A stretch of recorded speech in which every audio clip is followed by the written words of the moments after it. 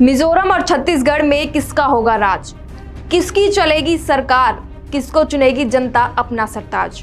नमस्कार, आप देख रहे हैं देश रोजाना और मैं आपके साथ पूजा शर्मा। कल छत्तीसगढ़ और मिजोरम में चुनाव होंगे, यानी पूरे 5 साल बाद 7 नवंबर को एक बार फिर मिजोरम के लोग नई सरकार चुनने के लिए मतदान करेंगे। 40 सदस्यों वाली मिजोरम विधानसभा के लिए कल मतदान होगा। इसके साथ ही छत्तीसगढ़ में भी कल पहले चरण के तहत 20 सीटों के लिए वोटिंग होगी। चुनाव को लेकर भारत निर्वाचन आयोग और प्रशासनिक स्तर पर सभी तैयारियां पूरी कर ली हैं। वोटिंग प्रक्रिया सुबह 7 बजे से लेकर शाम के 6 बजे तक चलेगी। छत्तीसगढ़ में पहले चरण के मतदान के बाद दूसरे चरण के लिए वोटिंग 17 नवंबर को होगी, जबकि मिजोरम में कल के चुनाव के बाद लोगों को नतीजों का इंतजार रहेगा। मिजोरम के चुनाव परिणाम अन्य 4 विधानसभा चुनावों के साथ ही 3 दिसंबर को जारी किए जाएंगे। दोनों ही चुनावों पर देश भर के लोगों की निगाहें बनी हुई हैं। आइए जानते हैं चुनाव से जुड़ी कुछ महत्वपूर्ण बातें। मिजोरम में 2018 में विधानसभा चुनाव में कांग्रेस को हार का सामना करना पड़ा था, जबकि मिजो नेशनल फ्रंट ने 10 साल बाद सत्ता में वापसी की थी।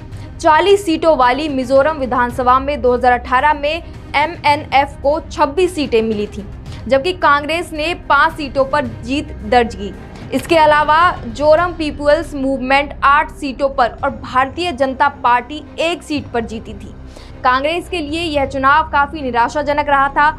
यहां उस वक्त के सीएम और कांग्रेस के वरिष्ठ नेता लाल थनहावला को चंपई दक्षिण और सेरछी विधानसभा क्षेत्र से हार का सामना करना पड़ा था। एक जगह उन्हें MNF के उम्मीदवार ने तो एक जगह निर्दलीय प्रत्याशी ने हराया था।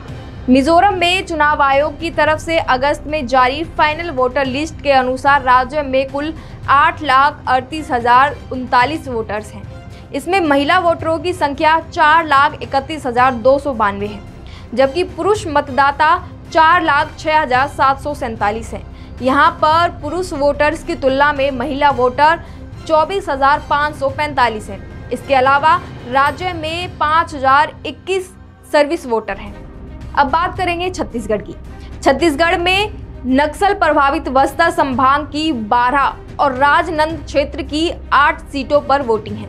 इसमें से 10 सीटों पर सुबह 7 बजे से दोपहर 3 बजे तक मतदान होगा, जबकि अन्य 10 सीटों पर सुबह 8 बजे से शाम 5 बजे तक वोट डाले जाएंगे। यहाँ पहले चरण की 20 सीटों पर कुल 223 उम्मीदवार मैदान में हैं। पहले चरण के मतदान में 40,78,681 मतदाता 5300 केंद्रों पर मताधिकार का इस्तेमाल करेंगे। अब मिजोरम और छत्तीसगढ़ में एक बहुत बड़ा वर्ग नक्सलवाद का है, जिसको लेकर चुनाव के समय प्रशासन को काफी सतर्क रहना होगा। अब एक बड़ा सवाल यह भी खड़ा होता है कि देश इतना आगे निकल चुका है, लेकिन फिर भी नक्सलवाद खत्म क्यों नहीं हो रहा है? नक्सलवाद होने का मुख्य कारण क्या है? नक्सलवाद बढ़ने का मुख्य कारण यह है कि उनकी पहुंच प्रशासन तक नहीं है, जिसके कारण स्थानीय लोग नक्सलियों के अत्याचार का शिकार होते रहते हैं। अशिक्षा और विकास कार्यों की उपेक्षा ने स्थानीय लोगों एवं नक्सलियों के बीच गठबंधन को मजबूत बना दिया है। कांग्रेस के सांसद शशि थरूर ने दावा किया कि कांग्रेस मिजोरम में सरकार बनाएगी। वरिष्ठ कांग्रेस नेता शशि थरूर ने मिजोरम विधानसभा चुनाव को अगले साल होने वाले लोकसभा चुनाव के लिए ड्रेस रिहर्सल करार दिया। थरूर ने कहा कि मिजोरम पूर्वोत्तर का पहला राज्य होगा, जहां 2014 के बाद कांग्रेस सत्ता में लौटेगी। वहीं कांग्रेस के अध्यक्ष मल्लिकार्जुन खड़गे ने कहा कि कांग्रेस ने अंग्रेजों को वापस भेज दिया और छत्तीसगढ़ में केंद्रीय एजेंसियों की हालिया छापेमारी से उसके कार्यकर्ताओं का मनोबल गिरा। उन्होंने दावा किया कि छत्तीसगढ़ के साथ साथ मध्य प्रदेश में भी कांग्रेस विधानसभा चुनाव जीतेगी।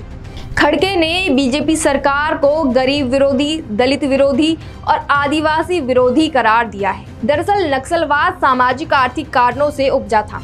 आदिवासी गरीब और बेरोजगारी के कारण एक निचले स्तर की जीवन शैली जीने को मजबूर है। स्वास्थ्य सुविधा के अभाव में गंभीर बीमारियों से जूझते इन क्षेत्रों में असामयिक मौत कोई आश्चर्यजनक बात नहीं है। आर्थिक असमानता, भ्रष्टाचार, खेती की दुर्दशा अभी भी जस की तस बनी हुई है, कोई बदलाव नहीं।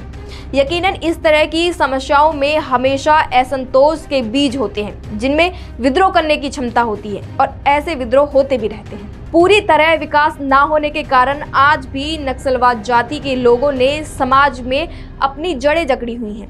ये जड़ें नक्सलवाद की आज भी उतनी ही मजबूत हैं जितनी की उस समय थी। वजह है इनकी एकता। नक्सलवादियों में जो एकता है वह समाज के किसी भी धर्म में नहीं है, किसी भी समूह में नहीं है, किसी भी जाति में नहीं है।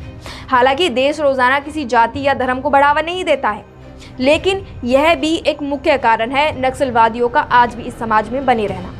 आप इस मुद्दे पर क्या सोचते हैं, कमेंट करके हमें जरूर बताएं। तब तक के लिए देखते रहिए देश रोजाना, बेवक्त सच। नमस्कार। हमारे साथ जुड़े रहने के लिए देखते रहिए देश रोजाना का यूट्यूब चैनल सब्सक्राइब कीजिए। साथ ही देश रोजाना की खबरें सबसे पहले देखने के लिए प्रेस कीजिए बेल आइकन।